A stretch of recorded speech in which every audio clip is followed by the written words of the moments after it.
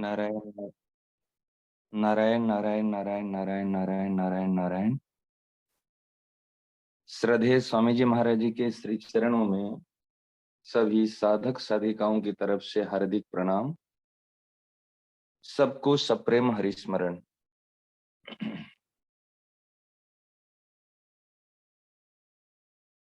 हम सभी लोगों को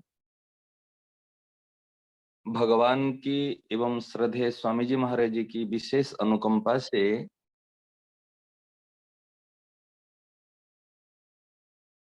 प्रत्येक दिन प्रातःकालीन मार्मिक विषय पर चर्चा सुनने को मिलती है। कुछ दिनों से जो वासुदेव सर्वम के ऊपर चर्चा चल रही है, ये विषय महाराज जी के बहुत प्रिय विषय है। जब श्रद्धेय स्वामी जी महाराज जी गीता भवन में सत्संग में ये चर्चा करते थे, तो एक दो दिन नहीं, अनेकों दिन तक, कई महीने बीत जाते, कई महीने बीत जाते थे, ये चर्चा होती थी। एक धुन थी महाराज श्री की, ये सबको ये बात समझ में आ जाए, स्वीकार में आ जाए, बस गले उतर जाए। ये बात कहने का तात्पर्य ये है, किसी भी उपाय से इस सत्य को स्वीकार कर ले। सर्वत्र भगवान ही है, भगवान के अलावा इस संसार में और कुछ है ही नहीं, हुआ ही नहीं, होगा ही नहीं, हो सकता ही नहीं। केवल भगवान ही है। भगवान अर्थात एक सत्य तत्व है, जिसको श्रीमद् भागवत महापुराण में सत्यम परम धीमहि कहा गया है, जिनको प्रथम में सचिदानंद रूप कहा गया है, सत चित आनंद रूप कहा गया है। इनको आप भगवान कह दो, सत कह दो, चित कह दो, आनंद कह दो, ब्रह्म कहो, सुप्रीम पावर कहो, भगवान कहो, इष्ट कहो, ब्रह्म कहो, ब्रह्मेति परमात्मेति भगवानेति शब्दते, भागवत में बात आई। और जो सुप्रीम पावर है वो हमारा इष्ट होना चाहिए। जो श्रेष्ठ है वो है इष्ट। इनसे बढ़कर दुनिया में कोई श्रेष्ठ ना हुआ, ना होगा, ना हो सकता है।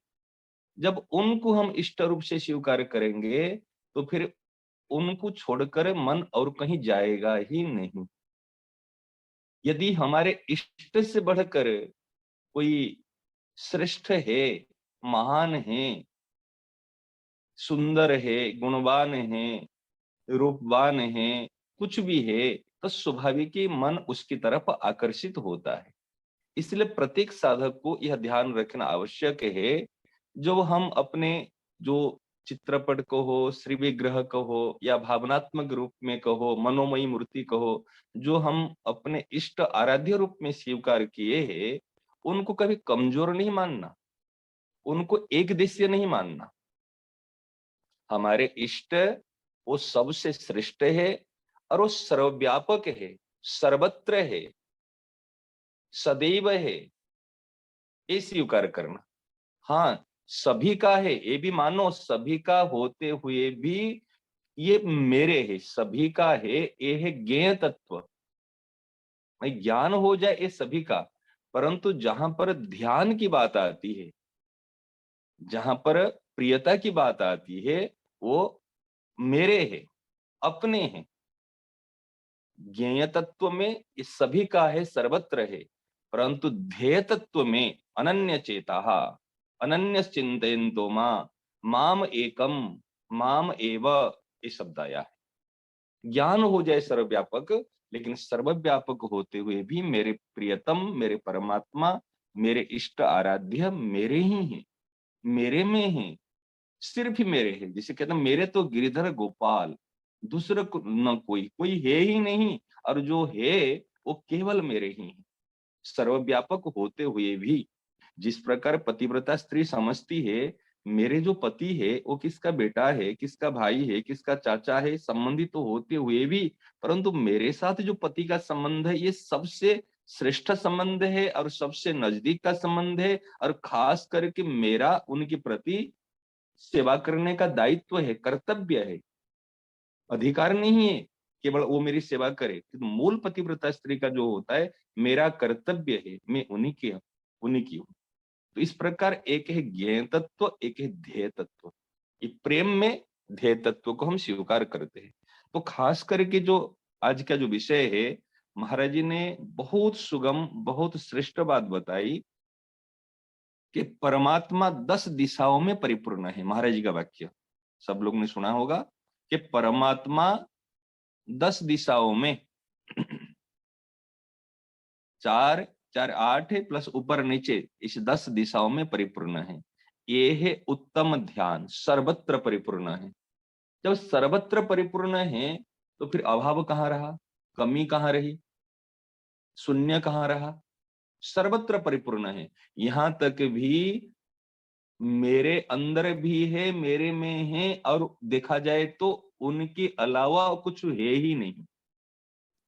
प्रेम के लिए दो करना पड़ता है, मैं केवल भगवान का ही हूं और केवल भगवान ही मेरे अपने हैं। ये भक्त्यार्थम स्वीकृतम द्वैतम अद्वैतात्मपि सुंदरम। ये भक्ति के लिए द्वैत भाव जो है, ये अद्वैत से भी सुंदर होता है। जैसे सर्वत्र भगवान ही है, मत्तः परतरम न अन्यत किंचित अस्ति, भगवान के अलावा कुछ है ही नहीं, एक अखंड सत्ता है। ये है अद्वैत, अद्वैत ज्ञान है, केवल भगवान है। परंतु होते हुए भी भक्ति के लिए ही मैं केवल भगवान का ही हूं और केवल भगवान ही मेरे अपने हैं, तब ये वर्धमान प्रेम होता है। इस स्वीकार किया गया। जैसे राधा कृष्ण, सीता राम, गौरी शंकर, ये 2 स्वरूप क्यों प्रकट हुए हैं? इस प्रेम को वर्धमान करने के लिए, वृद्धि कराने के लिए। नहीं तो एक अखंड तत्व है, उस तत्व के अलावा और कुछ है ही नहीं। इस अखंडता, यह अखंड रस, जो रस होता है ये अखंड रस। ये अखंड रस के बाद में एक होता है अनंत रस। ये अनंत रस में हमको, जैसे भगवान कहते एको हम बहुश्यामः, मैं एक होते हुए भी अनेक रूप में आ गया, क्योंकि लीला करनी है, खेल करना है, आनंद को वर्धमान करना है। ये जो आनंद, ये भक्ति कैसे, नारद जी के महाराज कहते हैं, कहे ये सा तस्मिन परम प्रेम रूपा। ये जो अखंड ब्रह्म है, अनंत सता है, और ये परम प्रेम रूपा। और क्या है कि परम प्रेम रूपा केवल नहीं, अमृत स्वरूपाच, ये अमृत स्वरूप है। कहे अमृत स्वरूप है और परम प्रेम रूप है। और इस परम प्रेम को, इस अखंड सत्ता को अगर कोई प्राप्त कर लेता है, या यम लब्ध्वा, जो इसको प्राप्त करता है, जो पुमान, यम लब्ध्वा पुमान सिद्धो भवति, अमृतो भवति, तृप्तो भवति। ये जो परम प्रेम रूपा और अमृत स्वरूपा भक्ति अर्थात तत्व को जो प्राप्त हो जाता है, वो सिद्ध हो जाता है। सिद्ध कौन है? उस अखंड सत्ता में और अनंत रस में स्थित रहना, अखंड सत्ता में स्थित रहना और अनंत रस में गोता लगाता रहना। जैसे समुद्र में लहरें उठती है, ये जो लहर है, ये लहर क्या है? वो जल तत्व है। परंतु जल होते हुए भी जो लहरें उठती है, उसका आनंद अलग है। जैसे बच्चा गर्भ में है, ये अखंड है, आपको ज्ञान है बच्चा गर्भ में है, लेकिन बच्चा जब जन्म लेकर मामा कहता है, अब खेलकूद करता है, उछल कूद करता है, और उसमें हमको जैसे कहते शरारत करता है, उसमें बहुत आनंद आता है।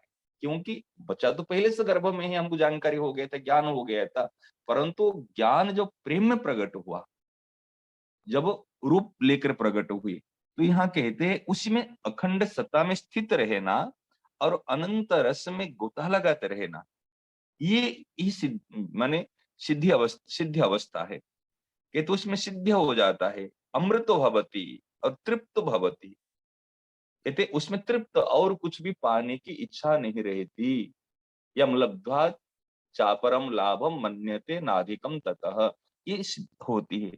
और इससे क्या लाभ होता है? कहे यत् प्राप्य न किंचित वांछति, जो स्थिति को, जो अखंडता को, जो वासुदेव सर्वम की स्थिति को, और मैं केवल भगवान का ही हूं, जो इस स्थिति को जो प्राप्त कर लेता है, प्राप्त करने के बाद में सबसे बड़ी कसौटी है यत प्राप्य यत अमृत स्वरूपम, और प्रेम परम प्रेम रूपम वासुदेव सर्वम अखंड सतम प्राप्य, यह प्राप्य सह न किंचित वांछति, को कुछ भी वो इच्छा नहीं करता। अभी यदि हमारे मन में इच्छा है, तब इच्छा कैसे होती? कोई अभाव होने से तो इच्छा होगी ना। भूख लगे बिना क्या भोजन की इच्छा होगी? हाँ, कई बार भूख तो लगती नहीं हमको, लेकिन संग्रह के लिए हमको भी इच्छा होती है। भाई धन संग्रह करके रखूं, भोजन को संग्रह करके रखूं, तो फिर आगे खाऊं। हम तो साल साल भर के अनाज संग्रह करके रखते हैं, महीना भर के सामान, कच्चे सामान भी संग्रह कर लेते, 10-5 दिन के फल फ्रूट्स भी संग्रह कर लेते। परंतु पक्षियों को देखो, पशुओं को देखो, वो कहाँ संग्रह करते हैं, फिर भी उनका जीवन निर्वाह होता है। तो इच्छा नहीं रहती। जो उस तत्व को प्राप्त कर लेते हैं, कहे न किंचित वांछति, और सबसे बड़ी बात है न सोचती। भगवान कहते मां शुचः, तू शोक मत करना।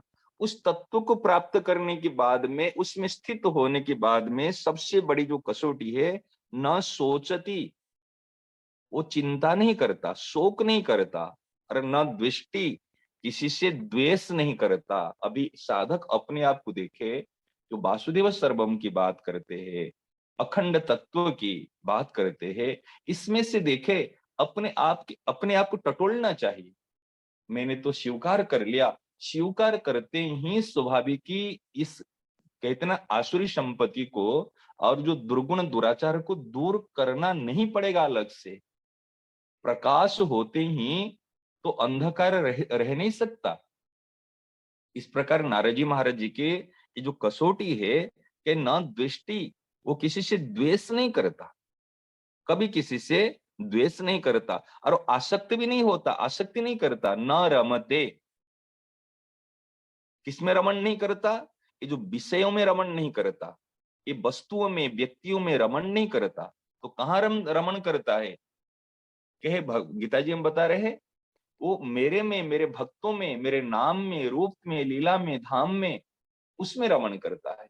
इसलिए राधा रमन, कृष्ण भगवान राधा जी में रमन करते, भक्त भगवान में रमन करता है, भगवान की कथा नाम रूप लीला में रमन करता है। और जो साधारण होते वो विषय में रमन करते, न रमती, और कहते नोत्साही भवती।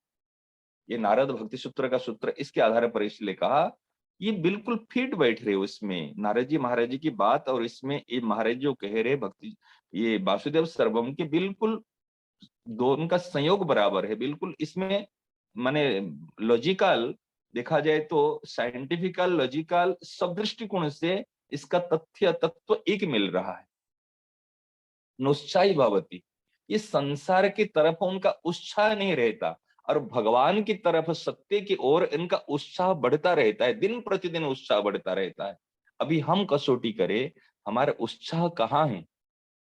भगवान की तरफ चलने के लिए उत्साह है, या नासवान चीज की ओर चलने के लिए उत्साह है? तो आप कह सकते अभी तो सब कुछ भगवान ही है, यहाँ पर तो कोई तत्व है ही नहीं। तो फिर इसमें अगर नासवान है, तो भी तो परमात्मा ही है मूल में। तो उसकी तरफ अगर हमारा उत्साह होता, हानि क्या है? अगर इसकी तरफ उत्साह हो, तो जो परमात्मा है वो नासवान के रूप धारण किए है तो मूल में परमात्मा तत्व, और उसके प्रति आकर्षित होंगे तो फिर हमको चिंता करनी पड़ेगी, उसमें दुख भोगना पड़ेगा। यदि इस तथ्य को हम स्वीकार कर ले, परमात्मा तत्व है, परमात्मा, परमात्मा के जो रूप है, एक है अखंड रूप, और एक है अविनाशी रूप, एक है विनाशी रूप। विनाशी रूप जो लिए है ठाकुर जी ने, ये लीला करने के लिए है। तो विलासी रूप की तरफ हमको आकर्षित नहीं होना चाहिए, परंतु हम अखंड रूप को छोड़कर विनाशी रूप की तरफ, परमात्मा विनाशी रूप भी परमात्मा का है और अविनाशी रूप भी परमात्मा का है। ये अविनाशी का विनाशी रूप में है, जैसे हमारे आत्मा है, स्वयं है, हम अविनाशी सह सुख राशि है, परंतु शरीर जो मिला हुआ ये विनाशी है, क्षण भंगुर है। परंतु अविनाशी के कारण से विनाशी दिख रहा है। कि अविनाशी नहीं हो तो विनाशी दिख नहीं सकता। जासु सत्यताते जड़ माया भास सत्य एवं मोह सनाय। वास्तव में ये सत्य के कारण ही ये भास रहा है, वास्तव में सत्य है ही नहीं। लेकिन इस सत्य की तरफ हम क्या करते हैं, कभी कभी इसको सत्य मानकर उसमें आकर्षित हो जाता है। ये जो कि शरीर संसार का वियोग नित्य है, इस चीज को ध्यान रखना पड़ेगा। तो इसमें उत्साह नहीं रहता, उसमें रमण नहीं करता, द्वेष नहीं करता और उसमें शोक नहीं करता। जो इस अखंड तत्व में, परमात्मा तत्व में, वासुदेव सर्व में स्थित रहता है, न किंचित वांछति। कामना शून्य होने के लिए उनको प्रयास करना नहीं पड़ता। किंचित वांछति, वो कुछ भी चाहता नहीं, कुछ भी चाहता नहीं। और फिर स्थिति क्या होती है, जो इस वासुदेव सर्वम का अनुभव करता है, यज्ञात्वा, जिसको जानते ही, स्वीकार करते ही, मत्तो भवति। जैसे कोई मत हस्ती चलता है, गज मतवाला हाथी जैसे चलता है, मत्तो भवति, बिल्कुल उन्मत्त होकर चलता है। उनके अंदर एक आनंद समा जाता है। और कभी कभी क्या होता है, अगर उन्मत्त नहीं होता तो स्तब्धो भवति, शांत हो जाता है, बिल्कुल जड़वत। जैसे जड़ भरत जी थे, पूज्य श्री राधा बाबा को देखो, उनके मुद्रा को कई बार स्तब्ध ऐसे मुद्रा। और चैतन्य महाप्रभु की मुद्रा को देखो, बिल्कुल उद्दाम कीर्तन करके उसे मत वाला हाथी की तरह नाचने लग जाते। कोई तो बिल्कुल नाचने लग जाता है, मतवाला हो जाता है, और कोई शांत हो जाता है। ये प्रेम का लक्षण होता है, ये तत्वदर्शियों का लक्षण होता है। और आत्माराम भवती है, वो आत्मा में रमण करने लग जाता है। आत्मा ही अपने स्वरूप है, उसमें रमण करने लग जाता है। ये वास्तव में जो बात है, महाराज जी ने आज जो बात बताई, ये परमात्मा 10 दिशाओं में परिपूर्ण है। ये उत्तम ध्यान है, उत्तम। ये जो परमात्मा शब्द आया है, इस दास के मन में विचार आया है, ये परमात्मा है। जो परमात्मा कहा गया है वो मेरे इष्ट है, मेरे आराध्य है। चाहे राम को हो, कृष्ण को हो, राधा को हो, शंकर भगवान को हो, हनुमान जी को, जो जिनके इष्ट आराध्य है, उनको सर्वशक्तिमान समझे, सर्वव्यापक समझे, सर्वत्र समझे और सर्वश्रेष्ठ समझे। हमारे एक भक्त है गणपति भट्ट नाम के, जगन्नाथपुरी के हो गए, हेतु दक्षिण की, वो आए थे जगन्नाथपुरी। तो उनके इष्ट देव थे गणेश जी। वो गणेश के अलावा और कहीं किसको देखते नहीं थे, गणेश को ही परमात्मा मानते थे। ये गणेश ही परमात्मा है। जैसे श्री रामकृष्ण परमहंस देव जी काली माँ को ही ब्रह्म तत्व मानते थे, यही ब्रह्म है, यही ईश्वर है, तो नुकसान नहीं है। तब उनसे समझकर, उनसे अलग समझकर अगर हम किसी को मानते, वो देवी देवता हो जाते। लेकिन एक ब्रह्म, जो अगर पत्थरों को भी हम परमात्मा मान लेंगे, पूर्ण मान लेंगे, वो भी परमात्मा हो जाते हैं। सालग्राम जी को कहो, आज शिवलिंग को कहो, आज अगर देखो किसी को यदि आप पूर्ण ब्रह्म स्वीकार कर लोगे वो हमारे लिए पूर्ण ब्रह्म है। और यदि हम अधूरा समझेंगे तो इनसे बढ़कर और कोई होगा, तो फिर वो हमारे काम की नहीं है। तो जो परमात्मा है ये पूर्ण होना चाहिए। तो गणपति भट्ट गणेश जी को मानते थे, मेरे है। जगन्नाथ जी का दर्शन करने के लिए दूसरे साथी लोग गए, लेकिन वो नहीं गए कि मेरे ब्रह्म गणेश जी है क्या, जिनके लंबोदर है, मोटा पेट है, सूंड है, बड़े बड़े कान है, वो है क्या? कहे हाँ हाँ वो ही है, चलो। उनको ले गए। और जैसे उस स्नान मंडप पर स्नान पूर्णिमा के समय में दर्शन किए, तो भाई बड़ी बड़ी आंख है, ऐसे है, भूत की तरह लग रहे हैं। तो तुरंत आंख में पट्टी बांध दी कि ना, ये मेरे इष्ट नहीं है। मुझे फिर कहे मुझे जल्दी यहाँ से ले चलो। और अंधे की तरह रहे, दूसरे दो साथी के कंधे पे हाथ लगाए कि मुझे ले चलो। जगन्नाथ जी ने कहा आया है, देखो चले, यहाँ से चले जाएगा। उस भक्त के लिए जगन्नाथ जी ने पूर्ण ब्रह्म, निराकार ब्रह्म, वो निराकार ही भक्त के लिए साकार होते। और तुरंत उन्होंने गणेश जी का रूप धारण कर लिए। फिर उनके मित्र को प्रेरणा हुई कि देखो उनको कहो अभी आंख खोल के तो देखे, इनके इष्ट ही हैं।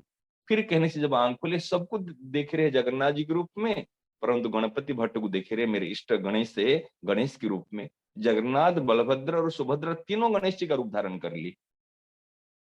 यहाँ पर ज्ञान गुदुड़ी में स्वयं राम जी भी कृष्ण का रूप धारण कर ले। ये भक्त के लिए भगवान ही इस रूप को धारण करते हैं। लेकिन वही अखंड तत्व है, वही सर्व 10 दिशाओं में परिपूर्ण है। ये भक्त के लिए ही अवतरित होते हैं। तो जो हमारे इष्ट और आराध्य है, उनको हमने पूर्ण मानना चाहिए। वो ही परमात्मा का ध्यान करेंगे, वासुदेव का ध्यान करेंगे, एक तत्व का ध्यान करेंगे। हम उपासना करते भक्ति मार्ग के साधक है, हम उपासना करते राम जी का, कि कृष्ण जी का, कि राधा जी का, और हम उसी में एक निराकार ब्रह्म, कुछ नहीं करना, फिर उसमें गड़बड़ी होती है। परमात्मा शब्द का अर्थ है मेरे इष्ट देव है, मेरे आराध्य देव है, ये परिपूर्ण है, उनका ध्यान करना। ये सर्वत्र है, सदैव है, सभी का है, मेरे में है, इसका ध्यान होना चाहिए। क्योंकि भगवान गीता जी में कहते, अहम सर्वस्य प्रभवो मतः सर्वम प्रवर्तते इति मत्वा भजन्ते माम बुधा भाव समन्वितः। ये बहुत सुंदर श्लोक आज महाराज जी ने बात कही, इसकी श्लोक के आधार पर मानो। अहम सर्वस्य प्रभव, सबके उत्पत्ति करने वाले मैं ही हूं, अर्थात मैं मरता वासुदेव नहीं है, वो कोई नारायणी नहीं है। जो मेरे इष्ट है, मेरे आराध्य है, राम कृष्ण हनुमान शंकर जो भी कहते हो आप, आपके जो इष्ट है वो पूर्ण होना चाहिए, वो सर्वश्रेष्ठ होना चाहिए, सर्वोपरि होनी चाहिए, तब काम बनेगा, तब काम बनेगा, तब सर्वत्र हम इस रस को, इस तत्व को अनुभव कर सकते। अहम सर्वस्व प्रभव और मतः सर्वम प्रवर्तते, सर्वम मेरे में ही बरत रही है, मेरे में ही है, मैं सबके अंदर हूं और सब मेरे अंदर है। अर्थात मेरे इष्ट देव, मेरे आराध्य देव, ये सबके अंदर है, और मेरे इष्ट आराध्य के अंदर सर्वत्र समग्र सृष्टि उनके अंदर ही है। इति मत्वा, इसको मान करके, अर्थात इसको स्वीकार करके, बुधा माम भाव समन्वित भजते, जो बुद्ध पुरुष होते हैं, विज्ञ पुरुष होते हैं, इसी भाव में समन्वित होकर, इसी भाव में भावित होकर, भावुक होकर है, माम भजते, मेरा ही भजन करते हैं। मेरा भजन अर्थात क्या है? केवल राम राम राम राम या माला फेरनी नहीं है। अर्थात इस माम भजते अर्थात उस तत्व में, उस रस में समा जाते हैं, उनके अंदर वही चिंतन चलता है, वही भावना आती है, और वो ही उसमें लीन रहते हैं। ये भजन है, और उनकी आवश्यकता रहती है, डिमांड रहती है, और कुछ चाहते नहीं है, केवल उस तत्व को रस में स्थित रहना, ये ज्ञान तत्व है। और उसी रस को और आस्वादन करने की और जो लालसा रखना, यही प्रेम तत्व है, आवश्यकता। तो कहने का तात्पर्य यह है, महाराज जी ने जो बात बताई, थोड़ी थोड़ी देर में, जैसे दिन में कई बार हम संध्या करते हैं, 3 बार संध्या करते, 2-3 बार भोजन करते, एक कई बार पानी पीते हैं। आपको तो एक मैंने बीती हुई बात बता रहा हूँ, अभी कल परसों की बात है। कई साधक लोग थे, अभी जैसे ये मोबाइल में ये ऐप लोडे है, जो हे नाथ है मेरे नाथ, मैं आपको भूलू नहीं, महाराज जी के इस ऐप से बहुत फायदा हो रहे, बहुत। हमने तो कहा जितने साधक है सब अवश्य इसको अपने डाउनलोड कर लीजिए। और आपको बताए प्रत्यक्ष बात, अभी सेवा में लगे हैं, अध्ययन में लगे हैं, कहीं पे 15-15 मिनट जो बचती है ना, इस समय में एक हृदय को स्पर्श कर रहे हैं महाराज जी की वाणी। जो आज महाराज जी ने कहा ना, ये बीच बीच बीच में इसको याद कर लो। मैंने कहा याद करना नहीं पड़ेगा, जो महाराज जी की आजकल इतनी सुविधा है, मोबाइल में से बजती ना 15 मिनट, हे नाथ, हे नाथ कहते स्वाभाविक मस्तक झुक जाता है महाराज। अरे भगवान याद नहीं आए, महाराज तो जिसको कहते हैं ना, पीछे पड़ के याद करा लेते हैं। हम तो याद नहीं कर पाए आज तक, लेकिन महाराज जी ने इसके माध्यम से पीछे पड़ के, जैसे कहते हैं ना, गला पकड़ कर याद कराते हैं। इस प्रकार 15-15 मिनट में जो बचती है ना, इतनी सुखद है और इतनी स्वाभाविक दृष्टि जाती है। एक प्रणाम होता है, महाराज जी के चरणों में प्रणाम कर लेते। कितनी कृपा है देखो, किसी भी माध्यम से, जैसे माँ खिलाती है, भोजन कराती है, इस प्रकार महाराज जी बता रहे। तो बात तो ये अब तो सबको लोड करना चाहिए, और जहां मोबाइल प्राय सबके पास रहता है, और उस समय में इसके द्वारा लाभ ले। आज महाराज जी ने जो बात बताई कि 10 दिशाओं में परिपूर्ण है, उत्तम ध्यान है, और बीच बीच में अपने को ध्यान कर ले। देखो, स्वीकार तो है हमको, उसमें कोई संदेह नहीं। स्वीकार होते हुए भी जब प्रत्यक्ष में ध्यान में आ जाता है ना, और उसमें रस मिलता है। हमको वासुदेव सर्वम है, भगवान मेरे है, कोई एक भगवान का नाम लेता है, जैसे महाराज जी की आवाज सुन लेते, तो स्वाभाविक एक सरसता आ जाती है, एक प्रेम उत्पन्न होता है, एक भाव। अगर मन में कोई दुश्चिंता कुछ भी चल रही है तो तुरंत गायब, कोई अगर बात चलती है तुरंत गायब हो जाते, हे नाथ, हे मेरे नाथ सुनते ही। तो इस प्रकार ध्यान करने के तात्पर्य है। तो महाराज जी ने ये बात आज बताई, ये हम सबको करना बहुत आवश्यक है। नारायण नारायण।